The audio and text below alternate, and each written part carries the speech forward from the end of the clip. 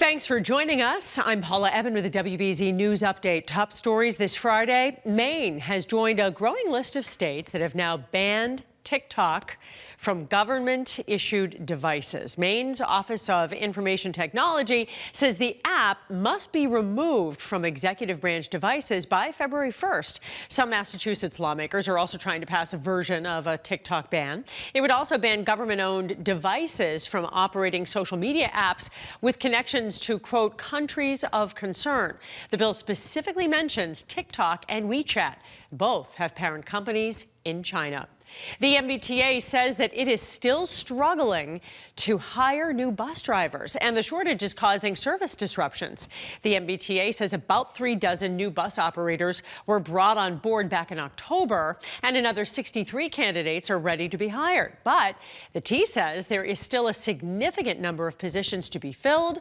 Officials previously had said more than 300 drivers were necessary to get back on track. It was a big winning night for both the Celtics and the Bruins. Starting with the C's, they survived a hard-fought battle against the Warriors and a ridiculous half-court shot by Steph Curry here just before halftime.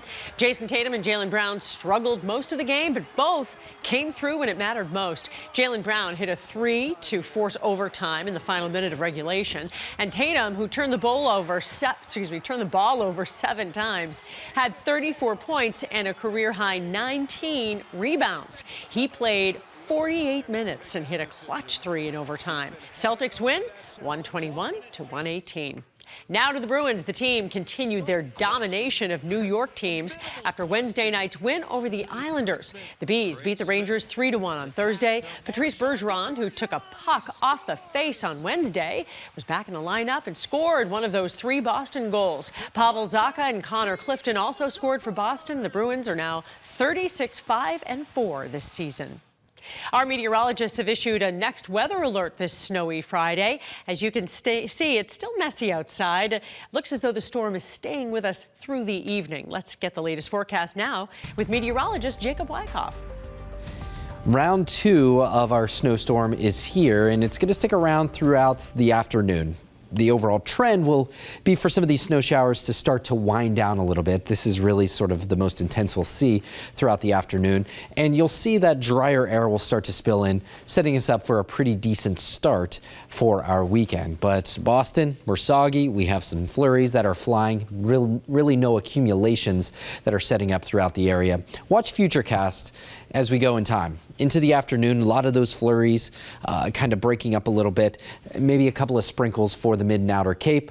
Same story as we go into this evening, just a couple isolated snow showers here or there, minor at best accumulations after we get past sunset. But the bigger story will be the cold temperatures as we start out our Saturday. So we'll likely see some pockets with some refreezing.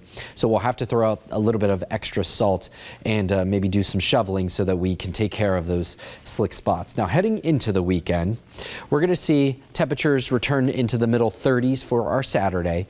By Sunday, the clouds start to thicken up, and this is in advance of our next system that is riding sort of a razor's edge for us. We have this system that has New England directly in its sights. Will it bring us rain? Will it bring us snow? We shall see. At the moment, we're trending a little warmer, much like the storm that we're in right now. But Boston sitting over a foot below average when it comes to snowfall for the season. We only have about 5 inches of snow, 4.9 inches to be exact. And you can see that we're well behind the 8 ball when it comes to where we should be. Now, our next few weeks will be fairly busy with an active pattern. That storm track takes it right over southern New England. And with that, that's a warmer pattern for us. If you'd want snow, like to see that pattern be a little bit farther to our south. We'll see if that pattern shifts a little bit, but our next big thing is a messy storm that would be Sunday night into Monday. It looks to be a bit of a long duration storm too that's going to stick around for a little bit as we start out our work week.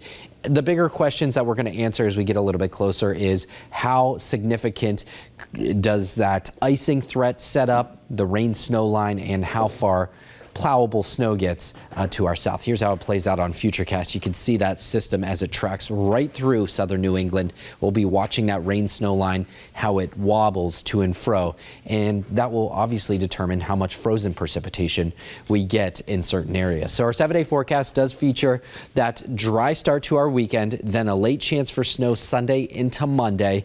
We'll call it mainly rain, but some places north and west will get a little bit of wintry mix. And that same story, that same path of the storm sets up Wednesday into Thursday. So we'll be watching that time frame very, very closely. So there's your 7-day forecast. Have a great Friday, everyone. I'm Paula Ebben. This has been a WBZ News Update.